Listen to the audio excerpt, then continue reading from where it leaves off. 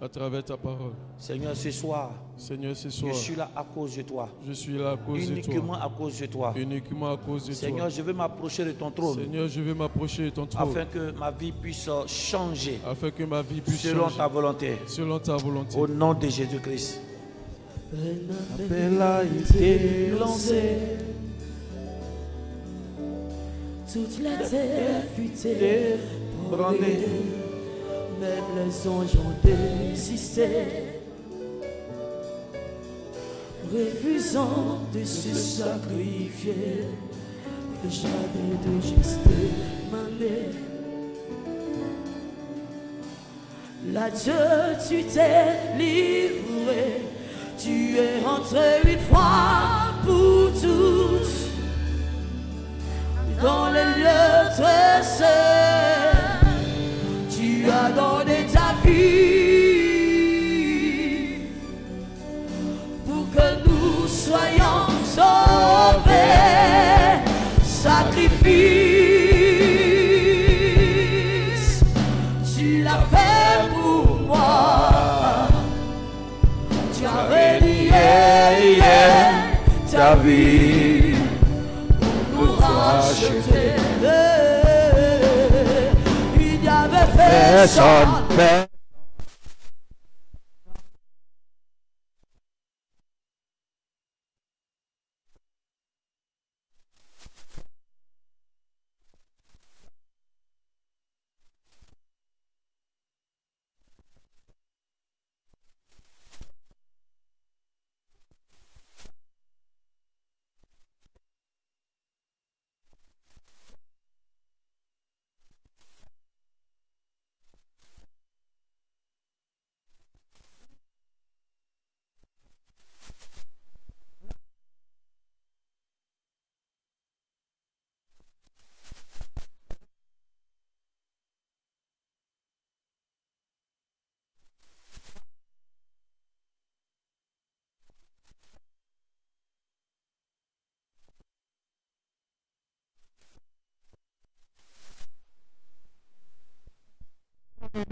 Il dit, ton peuple périt par manque de connaissance. Seigneur, nous voulons acquérir cette connaissance qui va nous apporter la réelle délivrance et restauration au nom de Jésus-Christ.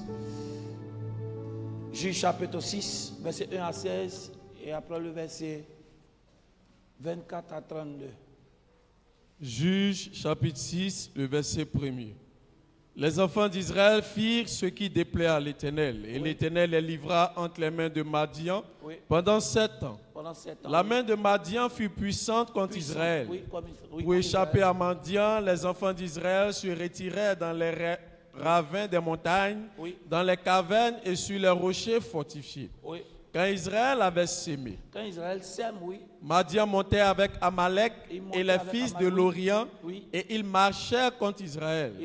Ils campaient en face de lui, détruisaient les productions du pays jusque vers Gaza, et ne laissaient en Israël ni vivre, ni brebis, ni bœufs, ni ânes.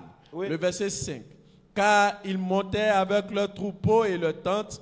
Ils arrivaient comme une multitude de sauterelles, ils étaient innombrables, eux et les chameaux, et ils venaient dans le pays pour le ravager. Israël fut très malheureux à cause de Madian. Israël fut très malheureux. Et les enfants... Dis avec moi, Israël fut très malheureux. Israël fut très malheureux. Est-ce que tu peux relâcher cette voix qui te donne la victoire sur tes ennemis? Israël fut très malheureux. Continue, oui. À cause et les enfants d'Israël crièrent à l'Éternel. Lorsque les enfants d'Israël crièrent à l'Éternel au sujet de Madian, l'Éternel envoya un prophète aux enfants d'Israël. Il leur dit, ainsi parle l'Éternel, le Dieu d'Israël. Je vous ai fait monter d'Égypte et je vous ai fait sortir de la maison de servitude. Je vous ai délivré de la main des Égyptiens et de la main de tous ceux qui vous opprimaient. Je les ai chassés devant vous et je vous ai donné leur pays. Je vous ai dit, je suis l'Éternel votre Dieu. Vous ne craindrez point les dieux des Amoréens dans le pays desquels vous habitez. Mais vous n'avez point écouté ma voix. Puis vint l'ange de l'Éternel et il s'assit sous le térébinthe d'Ophra qui habitait à Joas de la famille d'Abiézer. Qui appartenait à Joas dans la famille d'Abiézer. Joas qui fait partie de la famille d'Abiézer, oui. Gédéon, son fils, Oui. battait du froment au pressoir Oui. pour le mettre à l'abri de Madian. Oui. L'ange de l'Éternel lui apparut et lui dit, Oui. l'Éternel est avec toi, vaillant Oui. héros. Vaillant héros, oui. Gédéon lui dit, ah mon Seigneur, si l'Éternel est avec nous, Oui. pourquoi toutes ces choses nous sont-elles arrivées? Pourquoi toutes ces choses Et nous où sont sont-elles? tous ces... Il dit, pourquoi toutes ces choses nous sont-elles arrivées si vraiment l'Éternel est avec nous? Continue. Oui. Et où sont tous ces prodiges Où que sont nos tous ces pères prodiges? Oui. nous Oui. racontent quand ils disent, l'Éternel ne nous a-t-il fait pas monter hors d'Égypte? Oui. Maintenant, l'Éternel nous abandonne et il nous livre entre les mains des Madians. Oui. L'Éternel se tourna vers lui et Oui. dit, va avec ta force que tu as et délivre Israël de la main de Madian. N'est-ce pas moi qui t'envoie? Oui. Gédéon lui dit, ah, mon Seigneur, avec quoi délivrer-je Israël? Oui. Voici, ma famille est la plus pauvre en Manassé et je suis le plus petit dans la maison de mon père. Et je suis quoi, le plus petit dans la maison de mon père? Le Oui. verset 16, l'Éternel lui dit, mais je serai avec toi Il dit, mais je serai avec toi, oui. et tu battras Madian comme un seul homme. Oui. Le verset 24. Gédéon bâtit là un autel à Il l'Éternel bâtit là un autel à l'Éternel. et lui donna pour nom l'Éternel paix. L'Éternel Père, oui. Il existe encore aujourd'hui à Ophra Il dit, il existe encore aujourd'hui à Ophra, oui. qui appartenait à la famille d'Abiézer. Oui. Dans la même nuit, Oui. l'Éternel dit à Gédéon, Oui. prends le jeune taureau de ton père Il dit, prends le jaune taureau qui est à ton père, oui. et un second taureau de 7 ans. Et un second taureau de 7 ans, oui. Renverse l'autel de Baal qui est à ton père et abat le pieu sacré qui est dessus. Oui. Tu bâtiras ensuite et tu disposeras sur le haut de ce rocher un autel à l'Éternel ton Dieu. Oui. Tu prendras le second taureau et tu offriras un holocauste avec le bois de l'idole que tu auras abattu. Gédéon prit 10 hommes parmi ses serviteurs et fit ce que l'Éternel avait dit. Mais comme il craignait la maison de son père et les gens de la ville, il l'exécuta de nuit et non de jour. Oui. Lorsque les gens de la ville se furent levés de bon matin, Oui. voici l'autel de Baal était renversé, Oui. le pieu sacré placé dessus était abattu, Oui. et le second taureau était offert en holocauste sur l'autel qui avait été bâti. Oui. Ils se dirent l'un à l'autre, qui a fait cela? Qui a fait cela? Et Oui. ils s'informèrent et firent des recherches. Oui. On leur dit, c'est Gédéon, fils de Joas, qui a fait cela. Le verset 30, alors les gens de la ville dirent à Joas, Oui. fais sortir ton fils et qu'il meure car il a Il dit, renversé, fais sortir ton fils qu'il meure. Car il a quoi? car il a renversé l'autel de Oui. Baal et abattu le pieu Il a sacré renversé l'autel de Baal et abattu le pieu sacré, oui. qui est dessus. Joas dessus, oui. répondit à tous ceux qui se présentèrent à lui, Oui. est-ce à vous de prendre parti pour Baal? Est-ce à vous de venir à son secours? Quiconque prendra parti pour Baal mourra avant que le matin vienne. Oui. Si Baal est un Dieu, qu'il plaide lui-même sa cause, Oui. puisqu'on a renversé son autel. Oui. Le verset 32, et en ce jour, l'on donna à Gédéon le nom de Dis avec Jérubal. moi, si Baal est un Dieu, Si Baal est un Dieu, que lui-même vienne plaider sa cause. que lui-même vienne plaider sa cause. Dis avec moi, si Baal est un Dieu, Si Baal est un Dieu, qu'il vienne lui-même plaider sa cause. qu'il vienne lui-même plaider sa cause. Quelqu'un dit Amen. Amen. Ça veut dire qu'un Dieu n'a pas besoin de quoi? D'une aide humaine pour se faire une justice. Amen. Quelqu'un dit Amen. Amen. Un Dieu qui se prétend être Dieu n'a pas besoin d'un homme pour se faire lui-même justice. Amen. Amen. Donc à chaque fois où quelqu'un te dit qu'il adore un Dieu et que lui il a besoin de faire quoi? Il a besoin de rendre justice à ce Dieu-là. C'est que son Dieu-là n'est pas un Dieu. Or nous, notre Dieu n'a pas besoin d'un homme pour se faire justice. Car là-haut, la Bible, il fait tout ce qu'il veut. Amen. Amen.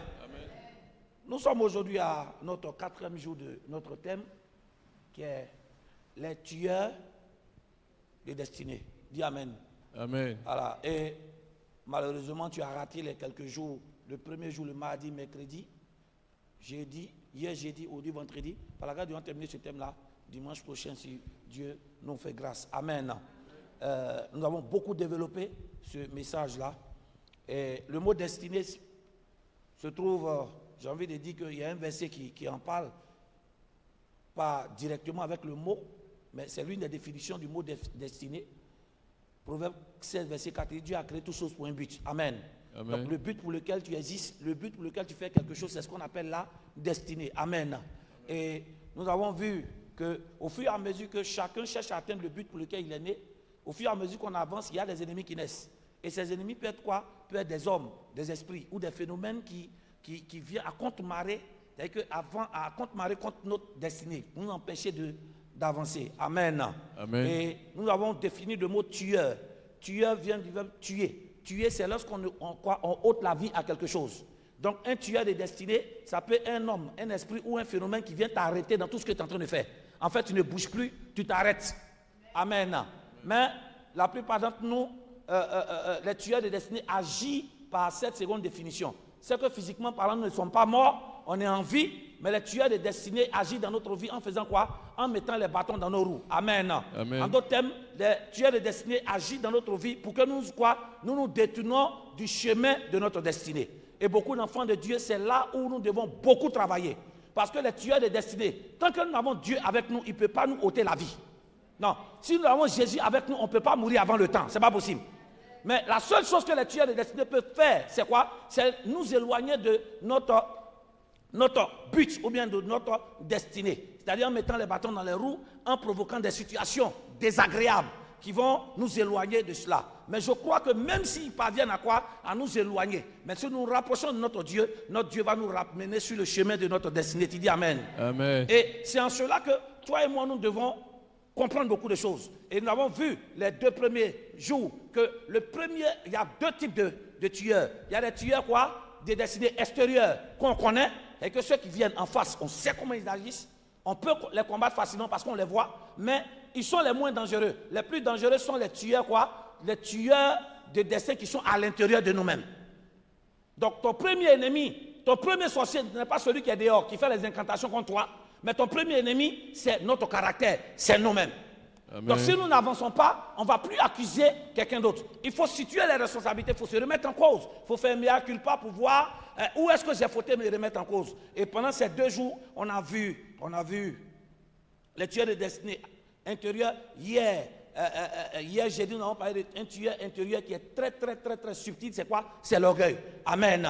Voilà, il va falloir que nous puissions avoir le caractère qui sied pour avoir la bénédiction qui nous sied, pour que nous puissions emprunter le chemin de notre destinée qui nous appartient. Amen. Amen. Ce soir, nous allons beaucoup prier parce que nous allons nous attaquer à des ennemis un peu extérieurs. Quelqu'un dit Amen.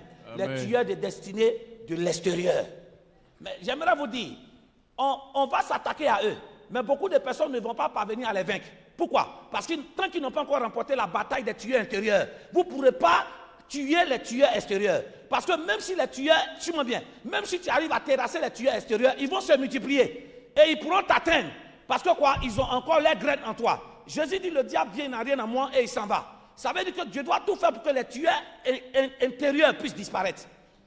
Amen. Il y a certains caractères en nous. Tant que Dieu n'a pas encore façonné à son image, il faut que ça puisse quitter. Mais il fallait qu'on parle de cela. Sinon, on allait parler d'un autre tueur intérieur qui est très dangereux pour un enfant de Dieu. Dis à quelqu'un, dormir à l'église. Dormir à l'église. Mais je suis obligé de laisser ça en parler. Oui. C'est l'un des tueurs intérieurs qui tue beaucoup d'enfants de Dieu. C'est qu'on dort trop à l'église.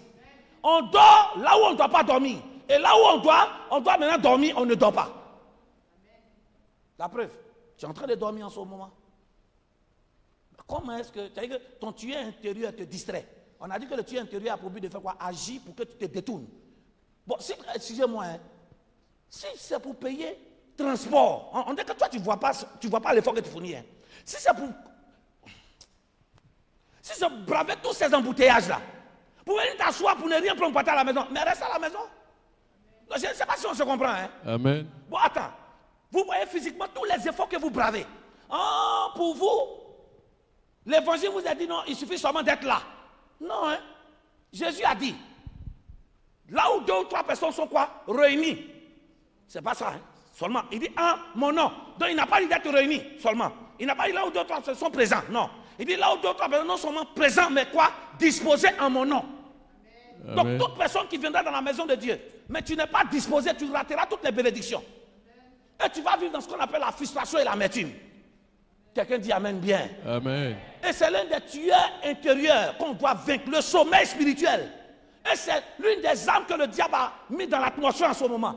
Tu n'as pas vu que si tu es hors de l'église, il y a des heures où normalement un homme normal doit dormir, mais tu ne dors pas. Mais quand tu es à l'église, là où tu dois donner au Seigneur, tu dors. Tu n'as pas dit Amen. Amen. Il a dit, il y a 2 heures, quand tu es hors de l'église là, il y a 2 heures, un homme normal qui a des activités. Normalement, 1 heure, 2 heures, 3 heures du matin, fait quoi? Dors, parce que demain il doit vaquer à ses occupations. Mais quand tu viens dans la présence de Dieu, ce n'est même pas minuit, hein? En pleine journée, tu dors. Il faut comprendre que le diable t'a tué. Donc on a beau renverser ce soir tous les tueurs sur bien, tous les tueurs extérieurs. Mais tant que le tueur intérieur est là, tu ne vas pas expérimenter la main de Dieu. Quelqu'un dit Amen. Amen. Dis ce soir. Ce soir. Seigneur. Seigneur. Tout tueur intérieur. Tout tueur intérieur. Qui est la paresse. Qui est la paresse. Qui est le sommeil. Qui est le sommeil. Qui à chaque fois que je viens à l'église, je me sens fatigué. À chaque fois que je viens à l'église, je dors. À chaque fois que je viens à l'église, je suis distrait. Ce soir, tout ce qui est distraction, paresse de prier, le sommeil physique.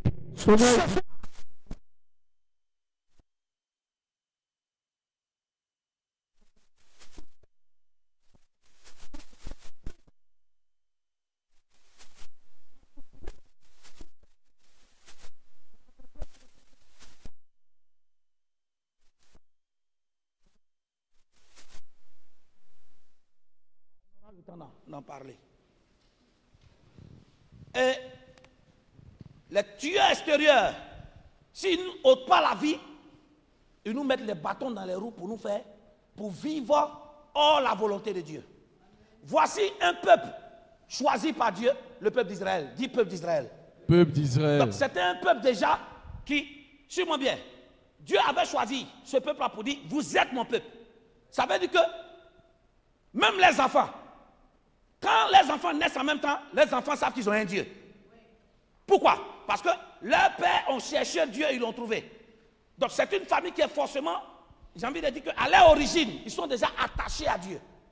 Donc vous voyez la faveur qu'ils ont. Et dans cette faveur-là, Dieu les bénit. Et Dieu leur donne des commandements. Dieu dit à chaque fois, si vous voulez accomplir le but pour lequel vous êtes né, si vous voulez que je continue d'agir, parce que, suis-moi bien, pour accomplir le but pour lequel je suis né, il faut que j'ai Dieu avec moi. Amen. Amen. Parce que c'est Dieu qui tient mon destin en ses mains. Donc, il faut que je puisse avoir celui qui a la boussole et qui a la destination de ma vie avec moi, pour que je sois bien dirigé pour atteindre le but pour lequel je suis né. Amen. Et Dieu l'a dit, pour que je sois, pour que vous atteigniez, ou du moins, le but, ou bien vous puissiez marcher dans votre destinée, il va falloir que vous soyez toujours rattaché à moi. Vous ne devez point quoi vous détourner pour aller auprès de d'autres dieux. Quand il dit Deutéronome 6, c'est dedans. Amen. Dieu a toujours dit au peuple d'Israël, tant que vous serez rattachés à moi, que quoi, vous ne vous détournez point pour aller vous attacher à un autre Dieu. Alors, vous allez toujours vivre la bénédiction qui est contenue dans quoi? Dans votre destinée. Quelqu'un dit Amen bien. Amen. Et il s'est avéré qu'Israël marche. Et dans Juge chapitre 6, la Bible dit, normalement ce peuple, suivez-moi bien, normalement ce peuple doit être heureux. Pourquoi? Parce que pour eux, ils ont Dieu avec eux. Mais il s'est avéré qu'ils sont arrivés à Canaan. Et Dieu, dès qu'ils arrivent à Canaan, la Bible dit qu'à chaque fois qu'ils s'aiment, à chaque fois qu'ils travaillent, à chaque fois qu'ils fournissent des efforts, ils doivent avoir des résultats, il y a des ennemis qui viennent faire quoi? Qui viennent détruire. Et la Bible de ces ennemis-là faisait que Israël n'habitait plus là. Ils avaient leur demeure où? Dans les montagnes. Amen. En fait, ils ont maison, mais ils sont obligés de déménager à cause de qui? À cause des Madianites. Les tueurs de destinée ont pour but de te faire changer de maison. Dis Amen bien. Amen. La Bible dit, parce que Madian les empêchait. De quoi? Madian les assaillait, les oppressait. On dit, ils étaient obligés de se cacher dans les montagnes. On a lu tout à l'heure dans Justice. Donc ils n'avaient plus de domicile, ils avaient bâti des maisons, mais ils sont obligés de faire quoi? De laisser des maisons pour dormir ailleurs. Waouh! Quand un tueur de destinée commence à manifester sa présence dans ta vie, tu commences à laisser ta maison. En fait, tu aimes plus dehors qu'à la maison. Dis Amen bien. Amen. Ah, votre Amen est bizarre. Amen. Quand un tueur de destinée, que ce soit intérieur ou extérieur, rentre. Si c'est tueur de destinée intérieur, où il y a des esprits qui rentrent dans ton cœur, qui agissent dans ta vie, il n'y a pas la paix du cœur, tu passes beaucoup de temps dehors qu'à la maison. Parce que dès que tu rentres à la maison, soit il y a un esprit, ou soit l'atmosphère de la maison, ce n'est que des querelles. Amen. Le but des tueurs de destinée, c'est que nous laissons tomber notre maison.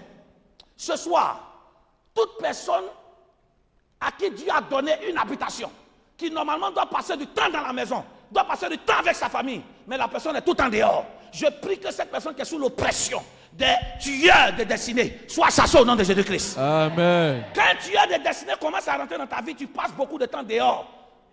Et quand tu passes ton temps dehors, tu ne passes pas ton temps dehors, sûrement bien, pour rechercher quelque chose de bon. Parce que quelqu'un peut passer son temps dehors pour quoi? Pour apporter quelque chose de bon à la maison. Mais tu passes ton temps dehors pour des futilités, des trucs inutiles. Si c'est ton cas ce soir, je prie que ça soit brisé, que ça te quitte. Amen. Est-ce que l'atmosphère de ta maison maintenant, ça te donne l'envie de dire que j'ai une famille? Est-ce que l'atmosphère dans laquelle tu vis, dans la maison dans laquelle tu vis là, est-ce que tu es content lorsqu'il est 18h de rentrer à la maison? Est-ce que tu es content à midi de rentrer à la maison? Est-ce qu'il y a des heures où tu es content? Non. Tu es devenu étranger ou étranger dans ta propre maison. Juste parce qu'il n'y a plus de paix dans la maison. Ta présence dans la maison est égale à tes dépenses. Dis Amen. Voilà. Il y a des personnes aussi qui disent, qui vivent aussi des tueurs de destinée, qui, dès que tu arrives à la maison, on charge tous les... On charge toutes les dépenses de la maison, mais ta tête. Ah, vous n'avez pas compris, hein? Pourtant, vous êtes beaucoup, hein? Est-ce que moi, je dis à quelqu'un de ne pas travailler? La Bible dit que celui qui ne veut pas, c'est biblique, lisez votre Bible. 1 Thessaloniciens 3:10. Il n'a pas dit que celui qui ne travaille pas, c'est un verset, lisez la parole dans son contexte. Il dit que celui qui ne veut pas travailler, il ne mange pas. Il n'a pas dit que celui qui ne travaille pas. Celui qui ne veut, ça veut dire que travail, c'est une décision. Oh. Travailler est une décision. Oui. Ton problème, c'est que ce que toi tu veux faire, ce que toi tu veux. Or, dans la vie, avant d'avoir ce que tu veux, il faut faire ce que tu peux d'abord. Si le travail est disponible, mais juste que tu te surestimes par rapport au travail qui se présente devant toi. Votre amène est bizarre. Hein? Toi, tu ne te prends pas à charge et c'est toi qui te travailles. C'est en passant. Amen. Amen. À chaque fois qu'il sème, il vient prendre. Et à la Bible, qu'Israël fut très malheureux. Le but des tueurs de destinée, c'est vous rendre malheureux et malheureuse. En fait, les tueurs de destinée ont deux choses. Soit ils te tuent ou ils te bousillent la vie. On dit Israël fut très malheureux. Le mot malheureux veut dire quoi? Plus de joie, plus de paix. En fait, quand tu te promets, toi, tu parles. On dit, en fait, tu n'es pas fou. Hein? Non, ce n'est pas tous ceux qui parlent seuls là qui sont fous. Hein? Souvent, c'est un problème. Hein? Parce que les tueurs de destinée ont bombardé ton existence. Tu ne sais même plus où mettre la tête. Et c'est ça le but. En fait, te donner ce qu'on appelle une dépression. Toi, ce tu parles. Il y a l'eau, il y a le courant. Eh, tiens, il y a quoi? Ils étaient malheureux. D'autres versions disent Israël était dépressif. D'autres versions disent Israël n'avait plus de paix ni de joie. Or, Jésus a dit, jusqu'à aujourd'hui, vous n'avez pas encore demandé. Il dit demandez afin que quoi? Votre joie soit parfaite. Ça veut dire que même si on souffre en Dieu, il y a un moment donné, il faut qu'on trouve quand même une paix et une joie quelque part. Amen. Mais le but des tueurs de destinée, ce sont des hommes ou des esprits qui ont pour but de te rendre malheureuse ou malheureux. Mais suivez-moi bien. Est-ce que ce n'est pas le peuple de Dieu? Répondez-moi, est-ce que ce n'est pas le peuple choisi de Dieu? Mais la Bible dit qu'ils ont été quoi? Oppressés par les tueurs de destinée pendant combien? 7 ans. Je sais que tu vas te poser la question. C'est vrai, Dieu veut qu'on souffre. Mais ne confondez pas, il y a des souffrances qui sont des épreuves. Suivez-moi bien. Il y a des souffrances qui sont... Il faut faire la différence. Il y a les épreuves, et puis maintenant, il y a les conséquences de certaines... Il y a les attaques, et puis il y a les conséquences de tes péchés. Quand c'est épreuve, c'est que c'est Dieu qui te soumet à l'épreuve, il y a des petits besoins fondamentaux que tu as. Oh oui, fais la différence entre tous les blocages que tu vis. Blocage, c'est Dieu qui est à la base. Il te prouve pour voir ta foi. C'est qu'il y a des besoins fondamentaux. Tu ne peux pas manquer de manger, boire. Il dit quoi? Je vous envoie dans le désert afin de vous éprouver et vous humilier. Il dit, reconnaissez que vous n'avez point manqué de nourriture. Il dit, vos vêtements ne sont point déchirés. Vos souliers ne sont point déchirés. Dieu les a éprouvés, mais ils ont eu chaussures. Ils ont eu quand même à manger. Ça, c'est épreuve. Mais une situation où tu vis, il n'y a pas à manger. Tout est dur. Mon cher, il y a deux choses. Première chose, c'est que c'est la présence des tueurs de destinée. Mais la question, c'est pourquoi et qu'est-ce qu'il fait pour que ces tueurs de destinée n'a plus se rentrer? Dis Amen bien. Amen. Et c'était le cas du peuple d'Israël. C'est bien beau qu'on a des problèmes de situer la responsabilité à Dieu. On dit crier à Dieu. D'autres versions disent qu'ils étaient en train de revendiquer. D'autres versions disent murmurer. Ça veut dire qu'ils étaient en train d'accuser Dieu de ce qu'il souffrait. Mais le premier verset dit, le peuple d'Israël fit ce qui est mal aux yeux de l'Éternel. Suis-moi bien. Et quand Dieu va parler, Dieu va dire, si les tueurs de destinée arrivent à ce que vous n'arrivez plus à avoir une maison, 2, vous travaillez, mais vous n'arrivez pas à économiser. Parce que la Bible dit que c'est lorsqu'ils travaillent. En fait, les tueurs de destinée là, ils ne viennent pas pour t'empêcher de travailler. Sinon, ça ne va pas te faire mal. Non. On dit, il laissait Israël travailler. Si c'est pas tu me comprends. Il laisse Israël fouiller les efforts. Maintenant, où c'est cuit, il doit manger. Il vient créer le blocage. Sinon, si tu as le blocage, tu ne travailles pas, tu es galéré, il n'y a pas de problème. Non, tu ne me comprends pas. Amen. Il a dit, tu n'as pas travaillé déjà, toi-même, dans ta tête, tu ne t'attends pas à avoir l'argent. Oui, parce qu'il ne travaille pas. Mais ça, toi-même, ta conscience te parle. Tu as mal, mais ça ne fait pas plus mal. Parce que le résultat du chômage est égal à la galère. Mais ça fait mal, mais ça ne te doule pas. Ça te brûle. Mais où ça te doule, là? C'est, tu as un travail. Et normalement, l'homme doit gagner son pain à la sueur de son front. Au lieu que ce travail, tu fournis ce travail à la fin du mois, dès qu'elle doit gagner l'argent net, ça l'air bloqué. Entre les deux, qu'est-ce qui fait mal? Il y a un qui dit les deux. Ce n'est pas les deux. Non. C'est où tu fournis tes efforts. Et on doit te récompenser. Les tueurs de destinée vont te laisser travailler. Hein. Je te dis en même temps. Non, ils te laissent évoluer, tu as concours, tu as tout. Mais à la fin, net, on jette maladie sur toi. Tout ton argent dedans. Les tueurs de destinée, dès que tu as l'argent net, il y a un problème à la maison. Et ce qui prouve que c'est eux, dès que l'argent finit, dès que le problème s'en va. Les tueurs de destinée peuvent infiltrer même vos enfants. Dès que tu as l'argent, les enfants ont des maladies bizarres, on voit ni tête ni queue. On finit de les soigner net dès qu'ils te laissent. Il y a un thermostat qui t'a fixé, quoi. Dès que tu arrives à 5 000, 10 000, pour rien comme ça, ils sont debout, ils commencent à jouer. Et chaque fois quand tu as l'argent, et ça c'est le but des tueurs de destinée, ça. On dit qu'Israël sème. En fait, c'est pour ça qu'ils étaient malheureux. Sinon, si on les empêchait de s'aimer, on comprend. Mais ils les laissent s'aimer. Ça veut dire quoi? Suivez-moi bien. Les tueurs de destinée sont des esprits ou des personnes qui ne sont pas loin. Parce que comment ils savent que c'est l'heure de la récolte? Amen. C'est qu'ils observent. Ils laissent Israël travailler. Ils te laissent travailler. Hein. Ils attendent où une bonne nouvelle va venir et puis on garde. Bouh. On te laisse avoir des relations avec des gens. Relations d'amitié sur le travail. Où tu dois signer maintenant et puis maintenant on vient, on garde. Bouh, la personne dit, elle ne te donne plus le travail. Où tu as fait le stage jusqu'à, tu as bien travaillé. On a fait une réunion, ça t'entend les scoops. On a signé mon CDD. Le tueur de destinée rentre voir. Ça peut être quelqu'un de physique ou bien ça peut être un esprit. Le lendemain, on t'appelle et puis on dit, faut t'asseoir un peu, après on va t'appeler. Ah, vous connaissez ce fameux mot. Quand tu vas aux entretiens, tu te dis, après on va t'appeler. Toi, tu dis, c'est bon, moi, mais c'est que vous n'avez pas m'appeler. Ça, c'est le but des tueurs de destinée. Mais qu'est-ce que suivez-moi bien? Le plus important, ça c'est important, avant de combattre les tueurs de destinée, il faut d'abord savoir pourquoi est-ce que les tueurs de destinée ont accès à ma vie. Amen. Parce que la meilleure façon de terrasser les tueurs de destinée, il faut savoir le pourquoi ils sont venus.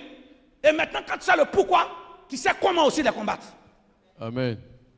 Donc Israël ne savait pas que les tueurs de destinée étaient venus parce qu'eux-mêmes avaient créé la porte.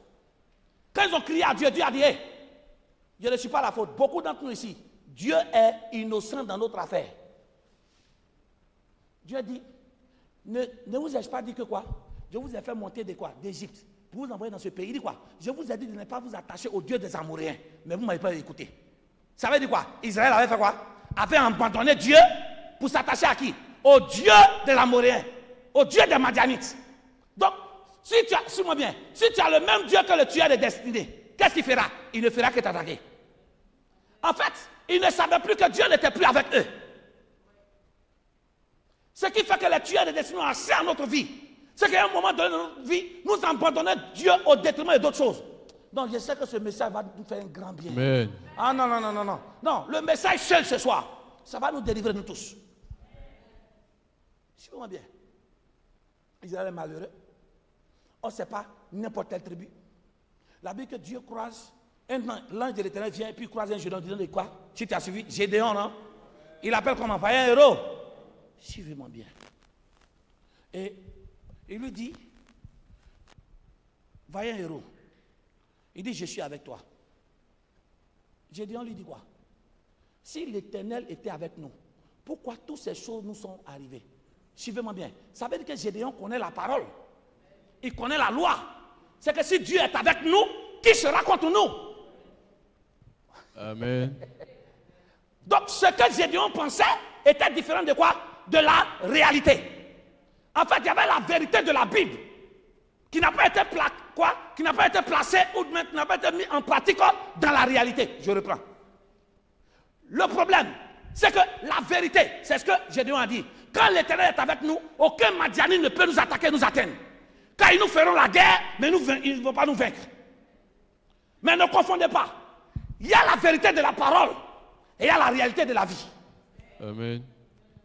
Pour que ton destin change, il faut que quoi? La vérité de la parole puisse quoi? Puisse s'imposer à la réalité de la vie. Mais si la réalité de ta vie est différente de la réalité de la vérité de la parole, tu vas vivre sous un joug étranger. Amen. C'est ce que ça veut dire?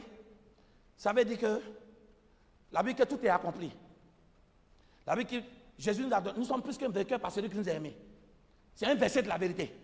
Qu'on doit vivre dans la réalité. Pourquoi tu ne vis pas aussi dans la réalité?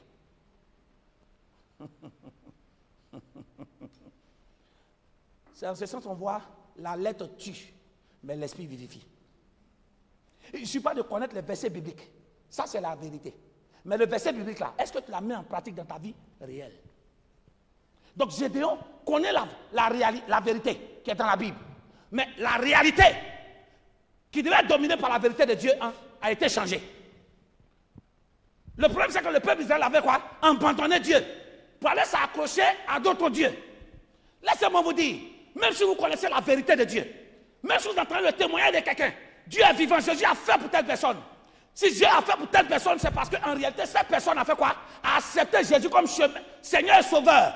Et cette personne a décidé de marcher selon la vérité de Christ. Et toi, si tu veux que ton histoire change comme l'autre, ce que tu dois envier sur la personne, ce n'est pas son physique, ce n'est pas son témoignage, mais c'est quoi? C'est le Dieu qui agit à travers la vérité de la parole en la personne. Amen. Ah, ma soeur, j'envie, quand tu dis à quelqu'un, je t'envie, c'est quoi? C'est que tu as vu ses vêtements. C'est que tu as vu sa voiture. Non, nous envions les mauvaises choses. N'envie pas la réalité de quelqu'un, parce que ça, c'est sa destinée. Mais envie la vérité qui est la parole. Si tu envies la vérité qui est la parole, alors Dieu va changer ta réalité. J'ai dit, Dieu va changer ta réalité en une vie de succès. Amen. Donc Gédéon est en train d'accuser Dieu. Il dit, où est Dieu? Si tout cela nous arrive, beaucoup d'entre nous ici, là, c'est la question qu'on pose. Où est Dieu? Pourquoi je traverse ça? C'est ce qu'il a dit dans le message d'avant-hier. Tu sais.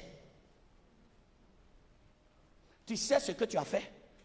Tu sais, nous savons dans quoi nous sommes, et puis Dieu s'est écarté de nous. Amen. C'est tout. Hein?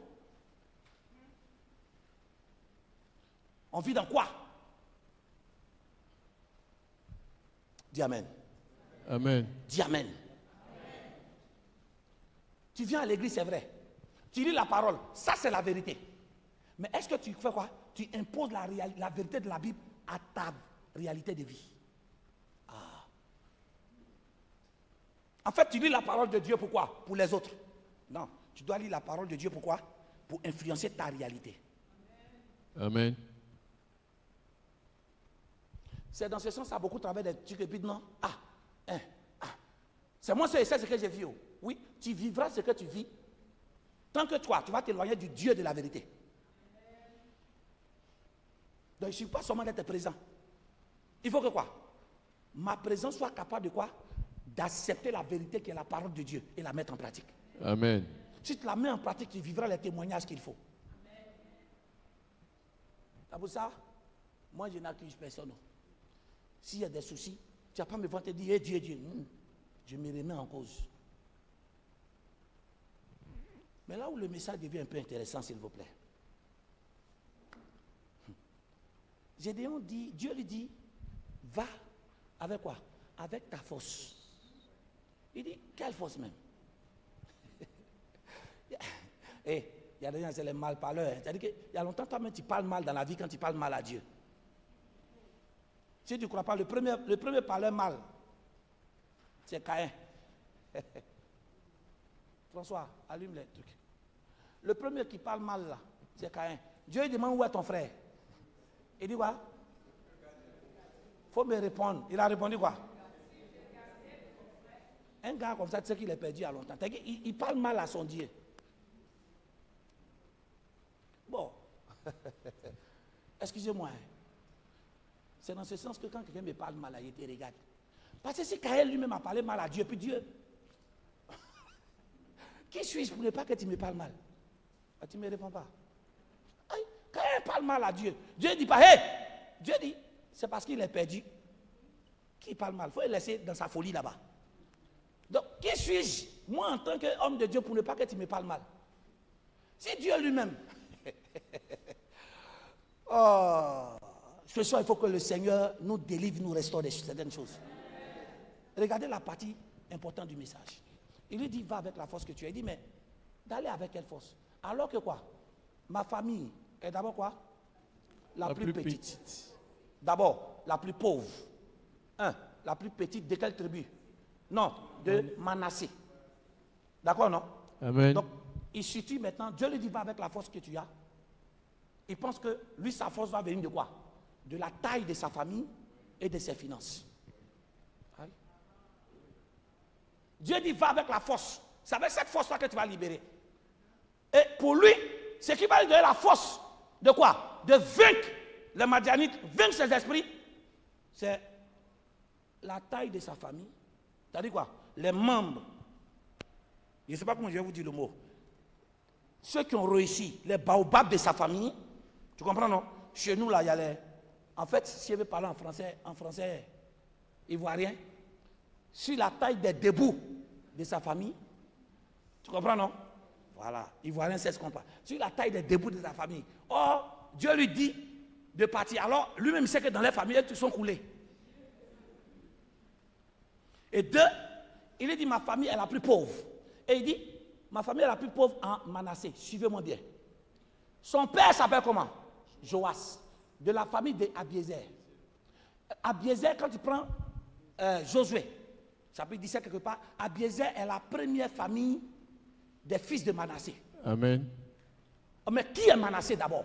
Parce qu'il situe. Il dit quoi? Ma famille est la plus petite tribu et la plus pauvre de la quoi? De la tribu de Manassé. Mais Manassé n'est pas n'importe quelle tribu. Manassé, c'est la tribu qui a reçu, j'ai envie de dire, la bénédiction par imposition des mains. Amen. Alors que tous les autres enfants de Jacob, Jacob les a bénis oralement. Amen. Mais Manassé et Ephraïm, Jacob a parlé, mais il a fait quoi? Il les a transmis. Donc ils ont reçu deux bénédictions. La bénédiction orale, mais il a cimenté ça. Amen. Vous me comprenez? Donc Manassé n'est pas n'importe quelle tribu. Donc c'est une tribu qui a reçu directement deux bénédictions venant du patriarche Jacob. Donc ils sont appelés à quoi? À émerger. Et quand tu prends Opha, Opha est une ville dans laquelle les gens de Manassé sont allés se placer. Suivez-moi bien. En temps normal, Joas, suivez-moi bien. Quand ils sont venus casser, je suis obligé de prendre la fin pour revenir là. Amen. Quand ils sont venus, quand son fils, Gédéon, a cassé l'autel, le matin, les gens de la ville ont dit quoi? Répondez-moi, emmène-nous ton fils, car il a détruit l'autel de Baal. Qu'est-ce que Joas a dit? Joas a dit, si quelqu'un touche à mon fils, il va voir. Il dit, je vais le tuer maintenant. Non, je sais de décrire quelque chose, vous allez comprendre. Amen. Je vais le tuer maintenant. Deuxième des choses, il dit, mais si Baal lui-même est Dieu, qui se défend? La Bible quoi? Tout le peuple a écouté, non? Répondez. Amen. Donc ça veut dire que Joas n'était pas n'importe qui. Joas était quelqu'un de très influent de la ville. Amen. Vous me comprenez bien maintenant? Puisque tout le monde a peur de lui. Amen. Amen. Et quand tu prends la tribu de Manassé, dans les partages qu'on a donnés, ils ont reçu j'ai envie de dire une bénédiction.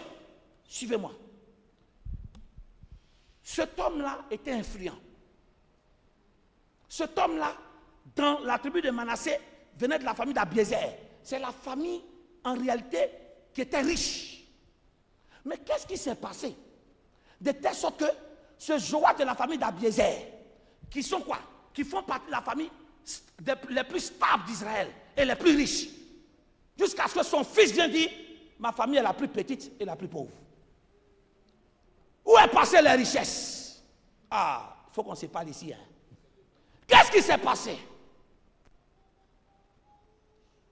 Ce qui a fait que la puissance de sa famille a diminué. 2, leur richesse a disparu. C'est juste parce que quoi? Joas a changé de Dieu. Parce que dans la, suis-moi bien, dans l'hôtel de Baal qui contrôlait toute la ville, était où? Dans lui, sa maison. Non, j'aime bien les amen de tout à l'heure parce que toi et moi on s'est posé des questions. Dis amen encore et voir. Donc l'hôtel de Baal est celui. Je vous pose la question. Alors dans ce cas, que s'est-il passé dans la vie de cet homme assez riche, assez stable, pour qu'il parte prendre un autre Dieu? Amen. Non, vous ne m'avez pas compris. Abiezer, la famille d'Abiezer est une famille stable, riche, grande, puissante. Si dans ce cas nous disons que les gens adorent le fétiche, pourquoi? L'argent, non? Réponds-moi. Les gens adorent le fétiche pour l'argent. Les gens adorent le fétiche pour la puissance. Abiezer est une famille déjà qui a déjà la puissance. Ils ont la richesse. Dans ce cas, qu'est-ce que Joas est allé chercher? Qu'est-ce qui a poussé Joas à aller prendre?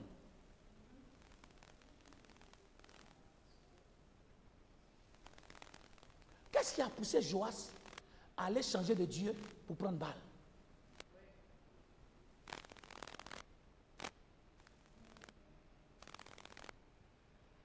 Frères et sœurs, ils sont devenus pauvres parce qu'ils ont changé de Dieu. Le Dieu qui enrichit, qui n'est suivi de qu'un chagrin, ils l'ont laissé tomber et il allait prendre. Sûrement qu'à un moment donné, suis-moi bien, on peut se parler maintenant. Sûrement à un moment donné de la vie de Joas, Joas voulait être plus grand que la position que Dieu lui avait donnée. Vous m'entendez? Amen. Sûrement, la bénédiction dans laquelle Dieu l'avait mis, il trouve que ça avance petit, petit. Tu comprends, non? Donc il veut quoi? Il veut l'argent, vous. Mais la conséquence de ça, c'est qu'il y a une transaction. Ou quoi? Tu gagneras l'argent pour un temps, mais un de tes enfants va tomber malade. Tu gagneras l'argent pour un temps, et tu vas tomber comme quelqu'un qui n'a jamais eu de l'argent. Amen.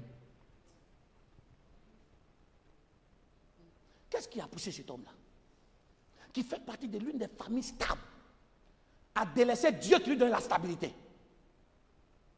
pour aller prendre Baal? Sûrement son envie de quoi? De tellement réussir. C'est que vous ne savez pas avec l'argent.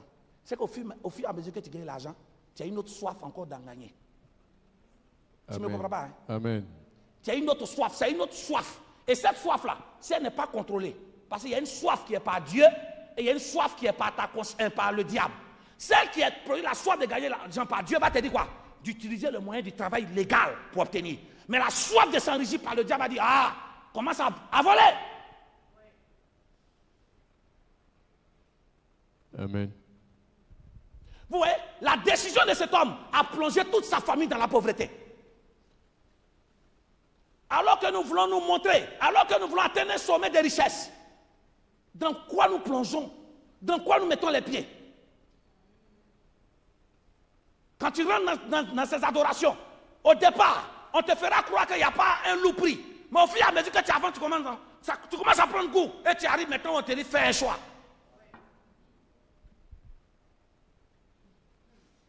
On est chrétien, mais dans quoi on est plongé? Tu es riche, mais tous tes enfants sont instables. Dis-nous la vérité. Quelle est la source? Est-ce que tu es toujours rattaché à Dieu? Es-tu rattaché toujours à la parole? Tu es riche, mais tu es tout le temps malade. Es-tu rattaché à la parole? C'est juste pour vous dire que des personnes ne délaissent pas la main de Dieu très souvent parce qu'elles souffrent. Je vais vous dire quelque chose qui va vous choquer.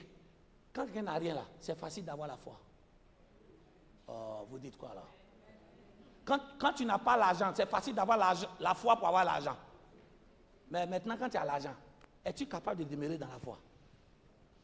Quand on a problème, c'est facile d'avoir la foi pour provoquer le miracle. Mais quand Dieu a fait, es-tu capable de rester toujours dans la même foi avec Dieu? Amen. Donc on voit que la presse, suivez-moi bien, sûrement que les attaques des Madianites Vous m'entendez? Les attaques perpétrées des Madianites contre eux l'ont poussé à dire, ah, mais depuis là, les gens viennent gâter, mais tiens, on va prendre un autre Dieu pour nous protéger. Non. Ce que je veux dire à quelqu'un, quelles que soient les difficultés, garde toujours ton alliance avec Dieu. Garde toujours ton alliance avec Dieu. 1. La grandeur de sa famille a disparu. En Israël, ce qui fait que ta famille est une grande famille, c'est le nom. Dieu dit à Abraham, je rendrai ton nom grand. Amen. Et qu'on entend le nom fait peur. Mais maintenant, on peut dire le nom de sa famille. Personne n'a peur. 2. Sa famille n'est plus influente. 3. Sa famille est devenue pauvre. Pourquoi? Parce que le Dieu qui avait donné ses richesses, ils l'ont abandonné au détriment d'un autre Dieu qu'on appelle Baal. C'est dans lui, sa maison, qu'on a bâti l'autel de Baal. Or, en temps normal, c'était dans sa maison qu'était bâti quoi? L'autel de Dieu. Dieu ne pouvait plus agir en la faveur de Joas et ni tout Israël. Pourquoi? Parce qu'il y avait un autel qui n'était pas pour Dieu. Et je vous ai enseigné sur les autels. L'autel est une adresse d'un Dieu dans un endroit. Un autel quelque part, ça montre quoi? L'appartenance du lieu à ce Dieu-là. En fait, un autel dans un endroit montre le Dieu qui doit agir. Amen. Donc, ils sont juifs, mais Dieu ne peut plus agir. Pourquoi? Parce qu'on a cassé son autel pour bâtir un autre autel. Donc, ils ont changé d'adresse. Quand tu changeras d'adresse de façon spirituelle, même si tu cries le nom de Dieu, Dieu ne pourra pas agir tant que tu ne reviens pas à lui. Amen. Quand je parle d'adresse spirituelle, tu ne pries plus, tu ne gênes plus. Tu n'as aucune alliance avec Dieu. Même si tu as des problèmes, Dieu ne peut pas agir. Quand bien même qu'ils ont dit, Seigneur, viens à notre secours, Dieu n'est pas descendu pour frapper les Madianites. Pourquoi? Parce qu'il y avait un autel de Baal. Dieu ne peut pas agir là où quoi? Là où il y a un autre autel qui a pris sa place. Amen. À cet endroit auparavant. Parce que Dieu dit, détruis et rebâtis l'autel. Vous savez que l'autel de Dieu était là. Mais quelque chose s'est passé jusqu'à ce que cet homme-là s'est découragé. Ah, sûrement que cet homme a commencé à vivre des moments difficiles comme certains chrétiens. Dès qu'il commence à vivre des moments difficiles, là maintenant, fou, à faire l'église, ils sont pris dedans. Tu iras de l'autre côté. Baal te donnera ce que tu veux. Mais quel sera le prix? Quel prix tu vas payer?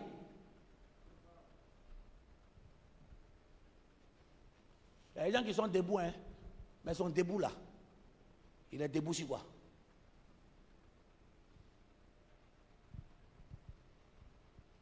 L'autel de Baal a pris. Mais ce soir, nous allons renverser les autels de Baal. Amen. Quel est l'autel qui a été bâti à la place de l'autel de Dieu?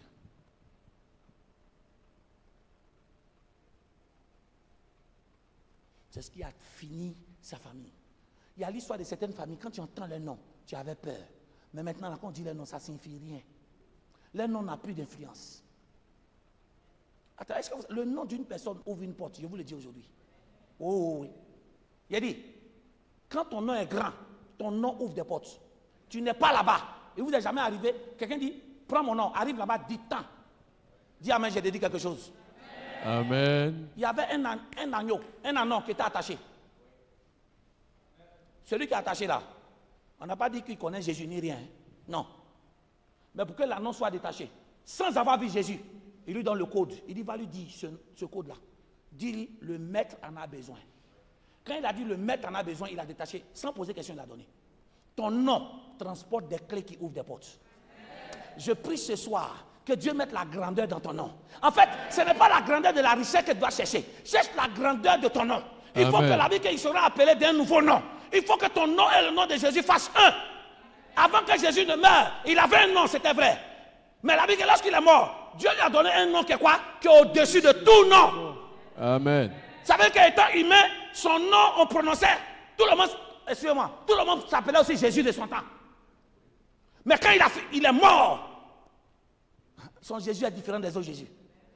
Quand on prend les autres Jésus, enfants de Kwadjo quelque part là-bas, ça ne fait rien. Mais quand il dit Jésus de Nazareth, tous les démons tremblent.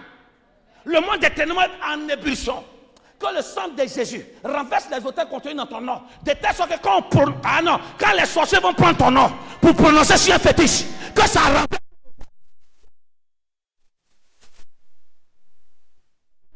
Comme ton nom, l'autorité qui est dans le nom de Jésus, rentre dans ton nom. Même quand les gens sont en train de prendre ton nom pour faire des incantations, je prie que cette femme-là tombe. Dès qu'on dit ton nom, le sorcier ou le féticheur même tombe lui seul. Il dit, celui-là, là, on ne peut pas l'attraper. Mais toi, pourquoi on t'attrape? Pourquoi tout le monde t'envoûte? C'est que tu es envoûtable. Non, il faut qu'on se dise la vérité. Hein. Non, vraiment, on m'a envoûté et autres. C'est parce que tu es envoûtable. Si ta relation avec Dieu est solide, il dit, ils boiront quoi? Quelques breuvages mortels. Ils ne feront rien. Ça veut dire quoi? Ils ont mis Yukbiya. Mais parce que quoi? J'ai accepté Jésus comme Seigneur. Et je marche dans sa vérité. Je bois Yukbiya là. Et puis la personne dit, va pisser. Puis elle regarde dit, quand si ça prend, il y a aller pisser. Mais enlève tout ton âme, toi-moi. Va piler foutu. Si c'est femme qui dit à garçon, ça c'est la femme qui est évangile. Va piler foutu. Si c'est nous autres, on fait exprès comme ça marcher, hein, d'aller. En fait, je vois ce que tu as fait. Ça ne passe pas. L'hôtel de Baal avait ruiné le destin de toute une génération. Vous voyez, à cause de l'action de Joas, tout le nord en Israël, ce qui était important, c'était l'héritage. À cause de lui, parce qu'il allait toucher à l'hôtel de Baal. Regardez comment on parle de la famille d'Abiézer. Ils n'ont même plus d'influence. Fais attention à ce que tu peux toucher quand tu es chrétien. Tout m'est permis, mais tout n'est pas utile. Tout m'est permis, mais tout n'est pas utile. Mais Gédéon dit, Gédéon a compris. Dieu dit, je suis avec toi, mais il ne peut pas aller combattre comme ça. Pourquoi? Parce qu'il y a quoi? Rupture entre Dieu et sa famille. Entre Dieu et tout le peuple qui vit dans la ville. Suivez-moi bien. Gédéon n'est pas parti comme... Suivez-moi bien. Ce n'est pas parce que Dieu lui a dit, va avec la force que tu as que Gédéon est parti. Non. Gédéon a compris que avec Dieu, nous ferons des exploits. Puisque Dieu, l'autel des Baal est là. Donc Dieu n'a plus son adresse pour intervenir. Il faut maintenant que je fasse tout. Pourquoi? Pour rétablir d'abord l'alliance entre moi et puis Dieu. D'où quand tu lis le verset 24, Dieu n'a pas dit à Gédéon, va bâtir l'autel. Non, non. Il y a un premier autel qui s'est levé lui-même. Il a bâti. Il dit, l'Éternel notre Père. Amen. C'est le deuxième autel, c'est Dieu qui lui dit maintenant. Mais quelle est l'importance? C'est après le premier autel que Dieu s'est révélé maintenant. Dieu lui a dit, maintenant, si je dois agir, il faut détruire d'abord l'autel des Baal. Donc il y a un premier autel. Le premier autel qui a été bâti, il dit l'Éternel Père. Tu peux lire, non? Le verset 24. 24, oui. Gédéon bâtit là un autel. C'est pas Dieu qui lui a dit, oui. Bâtit là un autel à l'Éternel, oui, et lui donna pour nom l'Éternel Paix. On dit l'Éternel Paix, ça signifie quoi? Nous, il y a la paix maintenant entre Dieu et nous. Il y a la réconciliation. Amen. Donc tu peux casser, briser. Mais avant de casser, briser, il faut être sûr qu'il y a la paix entre toi et Dieu d'abord. Amen. Dieu peut te donner une prophétie pour dire, je suis avec toi, va combattre. Mais si tu as un combat sans avoir quoi? Sans être revenu à Dieu, tu vas partir, tu vas tomber. L'accomplissement d'une prophétie dépend d'abord de la relation. Amen. Ça veut dire avant de combattre les tueurs de destinée qui sont à l'extérieur, assure-toi qu'entre toi et Dieu, il y a la paix. Cet hôtel-là, ce n'est pas Dieu qui te dit fais, c'est lui-même volontairement.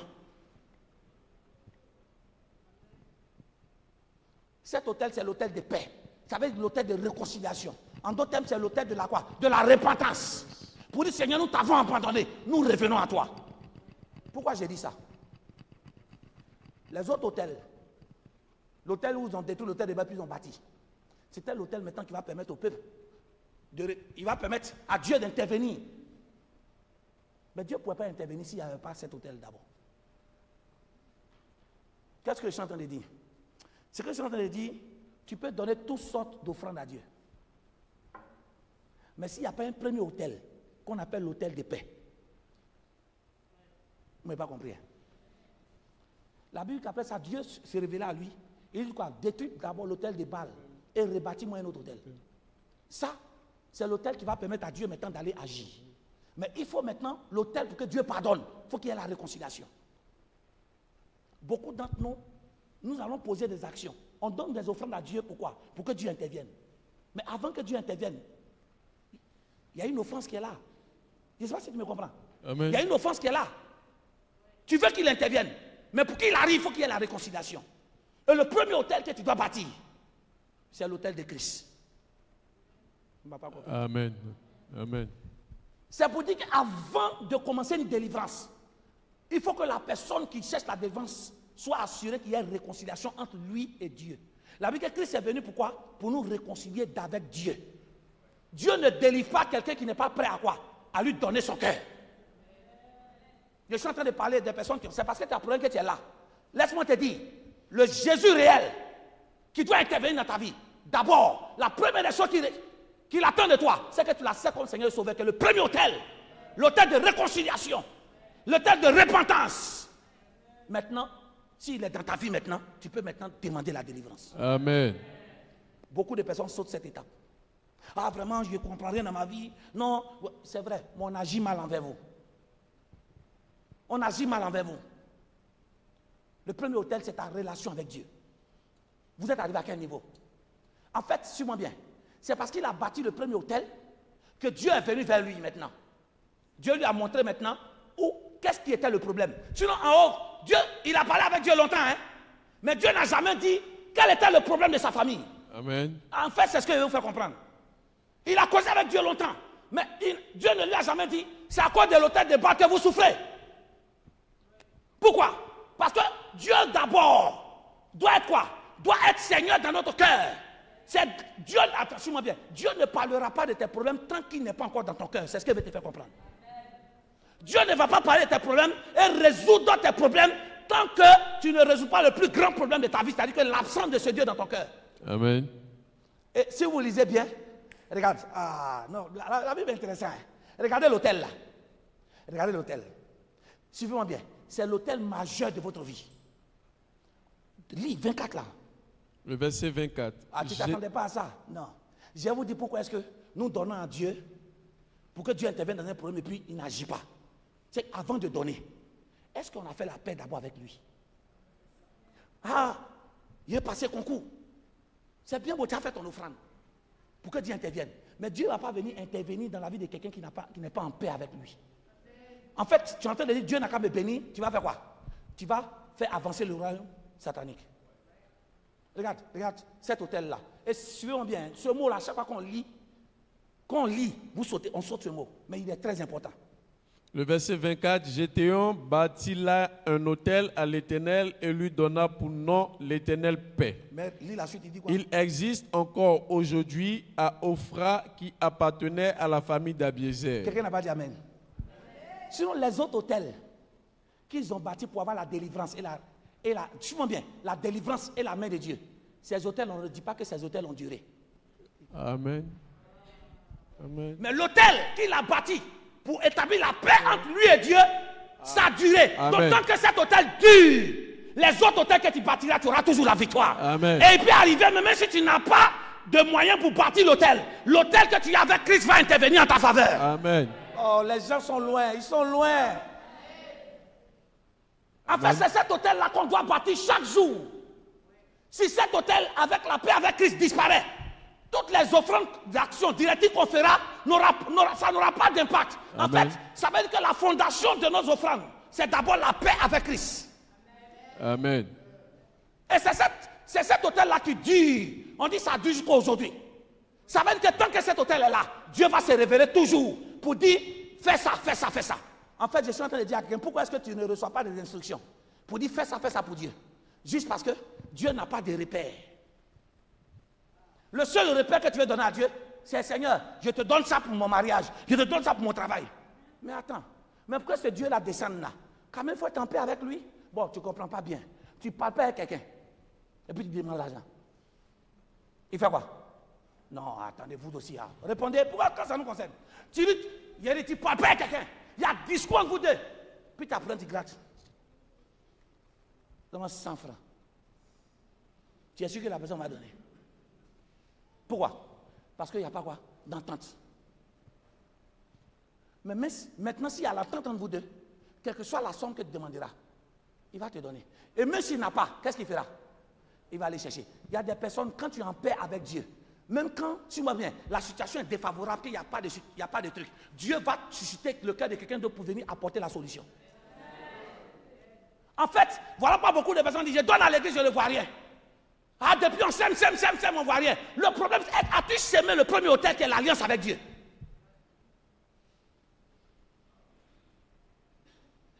L'autel qui est l'alliance avec Dieu, là, c'est l'autel de la prière, l'autel de la solitude dans la présence de Dieu. Tu viens à l'église quand? Et pourquoi d'abord? Tu pries pourquoi d'abord? Tu pries pour demander? Non. Il dit, voici comment vous devez prier. Lisez bien votre Bible. Il dit, voici comment vous devez prier. Notre Père qui est aux cieux, que ton nom soit sanctifié, que ton règne vienne, que ta volonté soit faite quoi? Sur la terre comme au ciel. Maintenant, ce qui nous concerne, il dit, donne-nous aujourd'hui. Donc la prière même ne commence pas par, Seigneur, donne-moi. La prière commence par quoi d'abord? Je sanctifie le nom de Dieu. Et je fais tout à ce que Dieu règne dans ma vie. Et quand il règne, il faut que sa volonté soit faite. Si sa volonté est faite, ce que Dieu va me donner. Nous, on saute ces étapes, et tout d'un coup, Seigneur, donne-moi. Il te donne en tant que qui et quoi? Amen.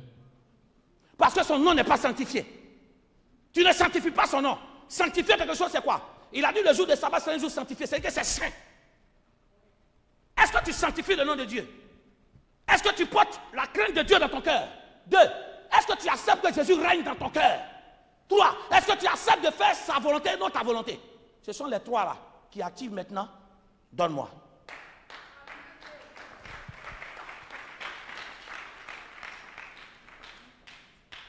C'est ça qui active.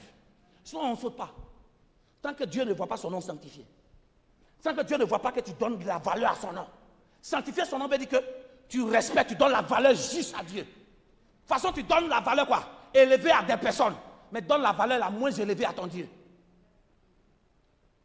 Tu peux passer ton temps à attendre quelqu'un là qui va venir même t'escroquer ou faire un faux truc. Mais tu as passé 2 heures à l'église, c'est comme on t'a tué. On regarde l'heure. Mais quand tu sors d'ici, tu vas où?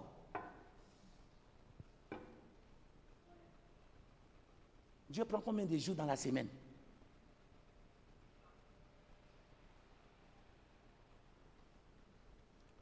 Tu pensais que j'allais parler de détruire l'autel de Baal. On ne détruit pas l'autel de Baal sans qu'on ait la force de Dieu. En fait, Dieu lui a dit, va avec la force. Mais suivez-moi bien. Mais il fallait que cette force-là soit, il sente cette force-là physiquement.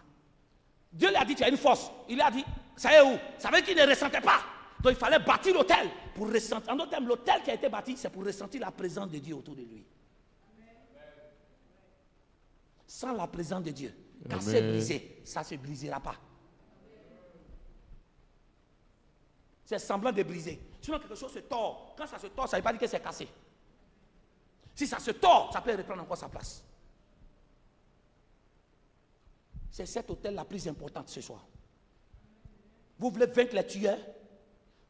Christ a tout accompli. Mais est-ce que l'autel de la mort de Jésus-Christ sur la croix est toujours vivant en toi?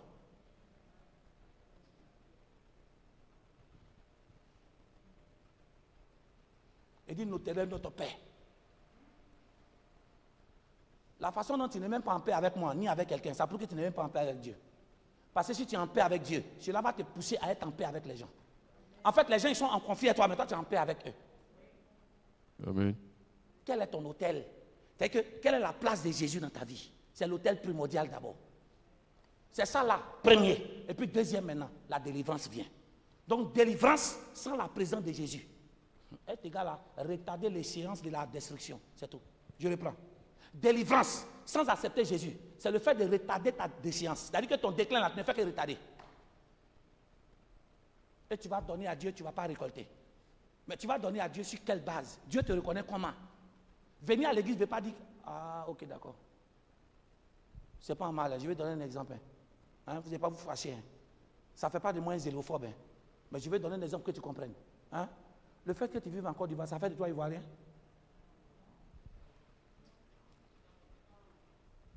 Donc c'est tous ceux qui vivent en Côte d'Ivoire qui sont Ivoiriens? Mais qu'est-ce qui fait de toi Ivoirien? 1. Tu vis là, mais 2.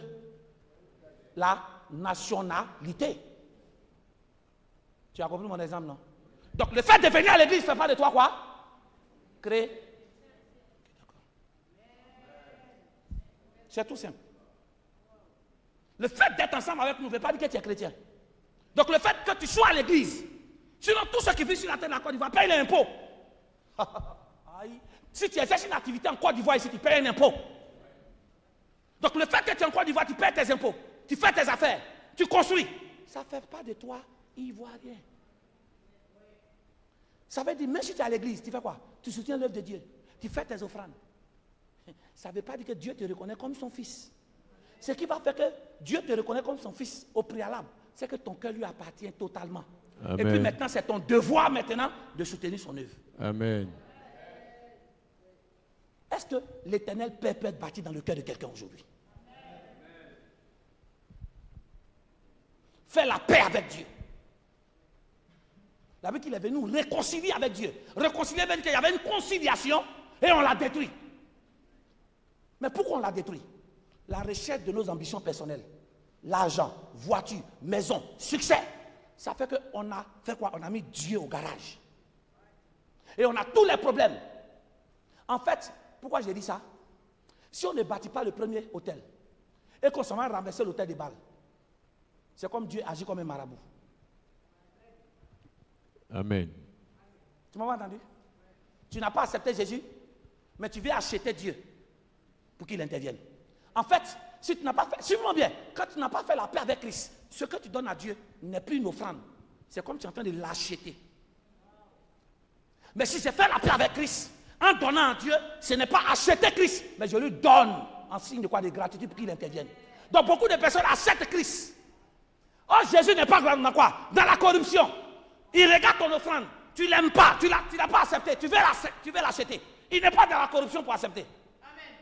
Mais comme il ne peut pas te retourner aussi, voilà pourquoi tu ne vois pas qu'il n'a pas pris. Mais Amen. Tu dois savoir par le résultat de ta vie. Ah, mais quand tu donnes là, comment tu veux ça? Ça ne retourne pas vers toi. J'insiste sur le premier hôtel. L'hôtel est le lieu d'adoration. Ça veut dire que l'Éternel Père, nous devons avoir une vie d'adoration. C'est le premier hôtel d'abord. Quand cela a été construit net, Dieu maintenant s'est révélé maintenant. Il dit, le problème de ta vie, voici ça. En fait, des prophéties sont données à des personnes qui ne sont même pas prêtes à accepter Jésus. Des prophéties sont données à des personnes qui sont là parce qu'ils cherchent un Dieu marabout. Jésus n'est pas comme ça. Le but de Jésus, il dit, lorsque le don de prophétie est manifesté, il dit quoi? Il dit, celui qui est nouveau parmi vous, 1 Corinthiens 14 ou 15, il dit, celui qui est nouveau parmi vous, il fait quoi? Il dit, il est émerveillé, il tombe et il accepte Dieu. Le but de la prophétie, ce n'est pas de créer des incitations. Amen. Oh, dis tout. Ce n'est pas ça, hein. Le but de la prophétie, c'est de rapprocher le peuple de Dieu vers Dieu. Amen. Je voulais m'arrêter là, mais je suis obligé de ça. Dieu a révélé maintenant. Tant que tu n'as pas la paix avec Dieu, Dieu ne va jamais révéler ton problème. Il savait qu'il avait un problème, mais Dieu ne lui a pas dit le pourquoi. Il a fait la paix avec Dieu. Dieu dit, voici ce qui fait que dans ta famille, là, voici le problème. Tu veux connaître le problème de ta vie. Ce qui fait que ta vie n'avance pas, ton réel problème. Quelle est ta marche avec Christ? À quelle vitesse tu marches avec Jésus? Es-tu fidèle? Suivons bien, dans la Bible, l'un des comportements que Jésus regarde, c'est la fidélité dans tout ce que nous faisons. Es-tu fidèle dans la présence de Dieu? Fidèle veut dire que ça ne dépend plus de tes humeurs. Ça dépend de la volonté de Dieu. Tu n'as pas le choix. Le seul choix que tu as, c'est quoi? C'est d'obéir. Et Dieu lui montre le problème. Il dit, le problème de la famille, c'est l'autel là qui est là. Fais quoi? Il dit maintenant, détruis cet autel et rebâtis un autre. Ça avait deux autels, non? Il détruit l'autel de Baal et il rebâtit. En fait, l'autel qu'il rebâtit, ce n'est pas l'autel de réconciliation. C'est l'autel sur lequel quoi, Dieu va s'arrêter maintenant pour faire quoi? Pour défendre. Amen. Vous me comprenez maintenant?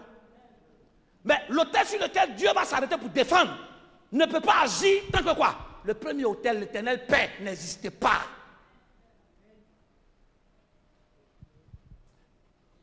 Quand il bâtit l'Éternel Père, ça veut dire quoi? Souvent, apprends à faire des actions de grâce, même si tu as un problème, même si tu n'as pas de problème. C'est l'autel Père là qui est là.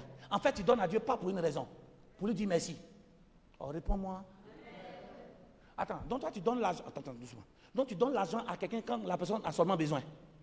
Oh, répondez-moi, oh, laissez ça. Quand tu aimes quelqu'un, que ce soit un parole avec quelqu'un. Non, tu n'attends pas que la personne te demande. En fait, c'est ta nature. Même si la personne n'a pas besoin. En fait, tu es habitué.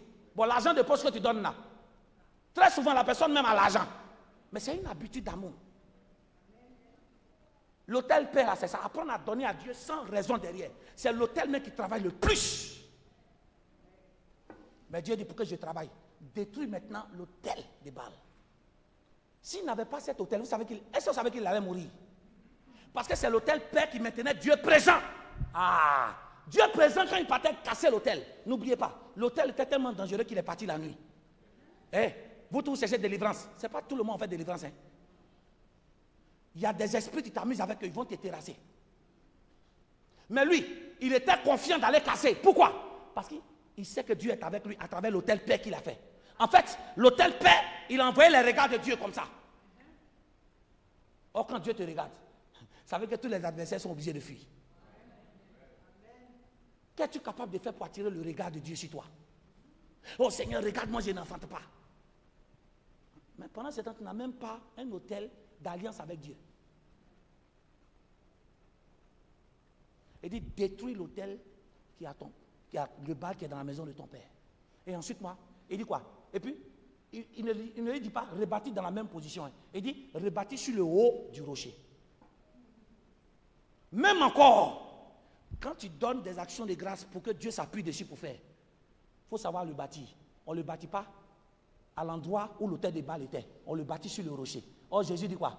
La Bible, il est le rocher des âges. Ça veut dire, là encore, dans le donner, je donne encore quoi? En m'appuyant encore sur Dieu. Israël avait souffert combien d'années? 7 ans. Il a dit, prends quoi? Le taureau de 7 ans. Amen. Dis à quelqu'un, hôtel contre hôtel. Hôtel contre hôtel. Mais pour toi, tu dois avoir 2 hôtels qui doivent travailler en ta faveur. Le premier hôtel, c'est une alliance avec Dieu. Deuxième hôtel, c'est l'action de grâce que tu fais à Dieu pour ta situation. Mais je vous donne le secret aujourd'hui. Et c'est l'un des secrets que j'ai connu. J'ai fait plus dans les offrandes d'action de grâce que dans les directives. Oui. Où Dieu me dit, fais ça, et puis tu vas voir ça. C'est où il ne m'a rien demandé là. Pour lui dire simplement merci là. C'est là-bas. Parce que là, il sait qu'il ne m'a rien demandé. Je l'ai fait quoi? De tout cœur. Il dit, détruis l'autel des Baal. S'il n'avait pas bâti ça, il n'allait pas pouvoir détruire. Parce que comment ils ont su que c'est lui? Répondez-moi. Comment ils ont su que c'est Gédéon? Parce que Gédéon ne voulait pas qu'on le voie. Ça veut dire que pendant qu'il cassait, il y a des gens qui ne dormaient pas. Mais ils ne pouvaient pas mettre la main sur lui. Il y a des gens qui ne dormaient pas, qui le voyaient casser, mais ils ne pouvaient pas intervenir. Pourquoi? Parce que l'autel, l'Éternel paix, a fait que Dieu était là, la présence de Dieu les a bouclés. Amen. Ils ne pouvaient pas avancer. Comme la Bible dit, lorsque la pierre a été roulée, la Bible dit quoi? Lorsque un ange est descendu, les gardes qui étaient là sont tombés. Mon Dieu, quand la présence de Dieu se manifeste quelque part, les esprits ou des personnes qui sont tes ennemis sont obligés de capituler. La Bible dit que les gardes sont tombés comme morts. La présence de Dieu nettoie. Amen. En fait, l'autel, c'est important. Mais le premier autel, c'est ma vie. Voilà pourquoi il dit quoi? Offrez-vous comme un sacrifice vivant. Donc le premier sacrifice, l'autel que tu dois faire, c'est toi-même. Donne-toi tout entier à Dieu. Ça veut dire que tu dois aimer Dieu plus que toi-même, ta propre, toi-même tu t'aimes toi-même. Suis-moi bien, si ton degré d'amour par rapport à toi-même, ta vie, est moins que l'amour que tu as pour Dieu, l'autel de Dieu n'est pas encore là. Mais lorsque ton amour pour Dieu dépasse ton amour pour que toi-même, ah, il ne m'a pas dit amen. Arrive à un moment donné où tu te prives de certaines choses. Pourquoi? Pour l'avancement de l'œuvre de Dieu. Pas parce que ce n'est pas important, c'est important. Mais l'amour de mon Dieu est tellement. En fait, tu deviens comme un fou. Laisse-moi te dire. Des gens dans l'homme vont vouloir t'attaquer, mais ils vont toujours échouer. Amen. Si nous ont cassé la nuit, c'est pour ne pas qu'on le voit qu'ils sont partis la nuit. Mais les gens de la ville qui ont su, il y a 2 choses. Soit les hommes là, ils étaient spirituellement posés aussi. Pour voir. 2, ou soit il y avait des gens qui étaient là, qui voyaient Gédéon. mais il ne pouvait pas l'attaquer. Mais qu'est-ce qu'il a maîtrisé? C'est le premier autel. La présence de Dieu bloque vos ennemis. Quel est votre niveau de prière? Quel est votre niveau de jeûne? Pour savoir que ton autel avec Dieu, l'autel paix dur, tu ne peux pas dormir dans Dieu. Quel que soit le rythme de la prédication, quel que soit le rythme de quelque chose dans Dieu, tu ne peux pas dormir. Quand quelque chose a de la valeur, pourquoi au travail tu ne dors pas? Pourquoi tu vas au travail à 7 heures? Il disait que si tu es parti après 7 heures, avant de te poser des demandes d'explication, tu vas perdre ton salaire. Je prie que ce soir, je n'ai pas insisté sur l'autel des balles. J'insiste sur l'autel de la paix. Nous servons Jésus, nous tous. Avons-nous un autel perpétuel de paix?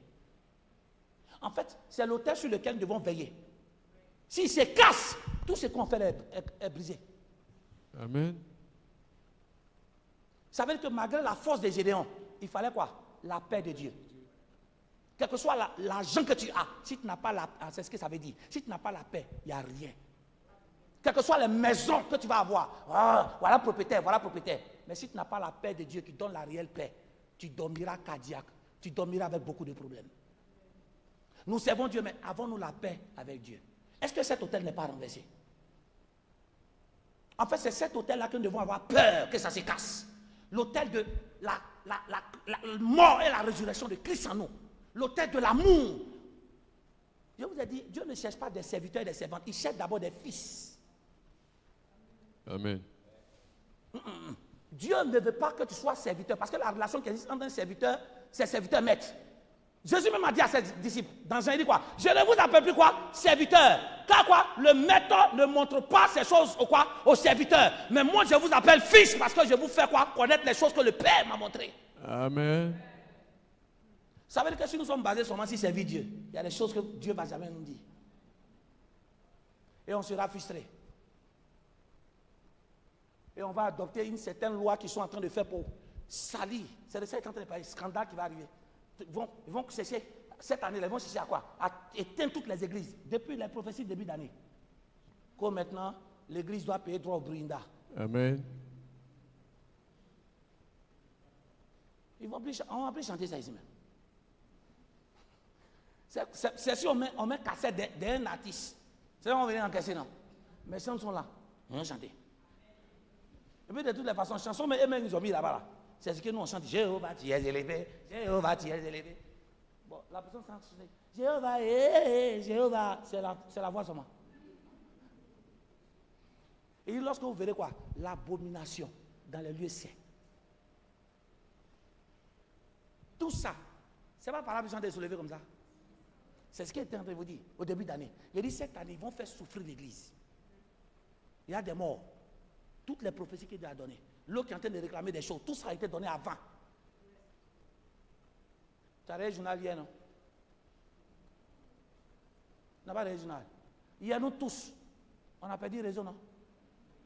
Mais on dit quoi? Les câbles sous-marins, c'est pas l'eau. Mais j'aime le mot qu'ils ont dit. Le représentant de Télécom, là. Il dit, les câbles sous-marins ont été sectionnés. On n'a pas dit ça c'est coupé. On dit ça a été coupé. Donc, qui a coupé? Quoi a coupé? Hier, le pays a perdu des milliards. En fait, c'est hier nous sommes rendus compte que nous sommes habitués aux machines qu'aux hommes. Amen. Aïe. Moi là, je suis encore dans la vieille méthode. Hein. Nouvelle et vieille méthode. J'ai appris aussi à noter. Donc ceux qui sont accros au téléphone là, hier, non, ceux qui étaient accros à Internet, c'est hier tu as vu vraiment s'ils aimaient Jésus ou pas. Parce que beaucoup n'ont pas prié hier. Ils sont énervés. Ça ne va pas. WhatsApp, ça ne va pas. Ce soir, j'insiste. Quelqu'un peut accepter. Jésus dit, je vous laisse ma paix. Il dit, je ne la donne pas comme les hommes. La paix de Jésus est différente. Donc, toutes les directives qu'on fait là, c'est normal. C'est pour détruire les hôtels de Baal. Mais le premier hôtel qu'on doit toujours renouveler, c'est quoi? C'est notre alliance. Ça veut dire que ce n'est pas l'hôtel de Baal là qui est problème. C'est le maintien de l'hôtel de paix. C'est ce qui donne la force à tout. En fait, tu es sur quelle force? Ça fait longtemps que tu n'as pas encore prié. Ça fait combien de temps que tu ne gênes pas? Et ça ne te dérange pas. Le temps que nous prenons pour nous discuter. Regarde, les temps, suis-moi bien. Quand l'autel de paix est dans une église, il y a beaucoup de temps de prière. Il y a beaucoup de temps d'adoration. Même qu'on est en train de faire réunion. Même qu'on sort même dans la cour. On parle de quoi? On parle du message. Mais là, même en plein culte, pour dire que l'éternel Père même n'est même pas là, l'autel n'est pas là. Tu es sur ton portable, tu es en train de causer SMS. Cling, cling, cling. À qui tu fais du mal? C'est pas moi. Tu diras que Dieu, tu vas dans une église où Dieu ne fait rien. Dieu fait. C'est juste toi qui n'es pas disposé pour que ce Dieu qui fait là puisse faire. Amen. C'est la question qu'elle a. Dieu agit partout. Et c'est ceux qui n'ont pas hôtel avec Dieu, un hôtel de paix avec Dieu, c'est eux qui raisonnent. On peut adorer Dieu partout. Est-ce qu'on est obligé d'aller à l'église? Si l'église a son importance, prier à la maison a son importance, prier à l'église a son importance. Amen. Oui. Quand quelqu'un n'a plus d'hôtel à la paix, c'est-à-dire il raisonne. Ah, tu quittes là-bas pour aller, il n'y a pas d'église. Tu ne connais pas. Je vais dans l'endroit où j'ai un hôtel où je sens la paix de Dieu. Je me sens moi-même pour adorer mon Dieu. Où je ne regarde pas les regards des gens. Tu comprends, non? Où Dieu me visite sans qu'il y ait l'intervention d'un homme. Mais quand tu n'as pas d'hôtel paix, là, c'est là que tu conjugues. Ah, on peut rester à la maison et puis prier. Il est dit, il y a prière de maison. Bénédiction de maison va te donner. Mais il y a bénédiction, Dieu demande d'aller dans sa présence qui est l'église. C'est bien écrit. Donc tous ceux qui vous disent, restez à la maison, leur hôtel avec l'hôtel paix a disparu. Ils n'ont pas encore expérimenté Jésus. Parce que Jésus lui-même, dites Amen. Amen. Je finis par là. Est-ce que Jésus lui-même, il ne montait pas à l'heure de la prière sur la montagne pour prier? Mais pourquoi il ne reste pas où il dort? Répondez-moi. Quand il arrive dans une ville, ce n'est pas là qu'il prie le matin. Il cherche une montagne dans la ville pour prier le matin, pour prier le soir. Bon, dites-moi pourquoi il ne reste pas là où il dort pour prier? Ah, ok, d'accord. La montagne, c'est la présence de Dieu. La montagne, c'est l'église aussi. Il y a une prière qui fait là, mais il y a une prière aussi qui fait sur la montagne. Donc, te priver de la prière de l'église, ce n'est pas bon. Voilà pourquoi le diable est en train de faire quoi? En train de mettre les scandales dans les églises pour que tu te décourages des prêtres, des pasteurs. Mais je prie ce soir que ton cœur s'attache à Dieu. Amen. Touche là, qui est enceinte là. Le nom Sévérin, ça te dit quoi? C'est qui est enceinte là. Sévérin? Tu as vu, non? Ça prouve que vous n'avez même pas l'hôtel paix. Quand Dieu a donné la prophétie en même temps, tu entends? Vous voyez? Tout ce vacarme de bruit. Pourquoi? On ne sait même pas. Sévérin, c'est qui? Donne le micro, je vais causer un peu avec lui. C'est mon grand frère. C'est ton grand frère? Hein? Oui.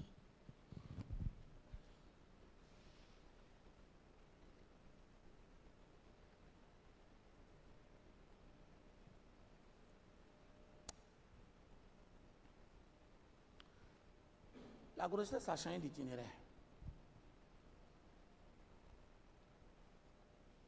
Tu vois le bébé là, en train de parcourir 2 distances en même temps à la fois.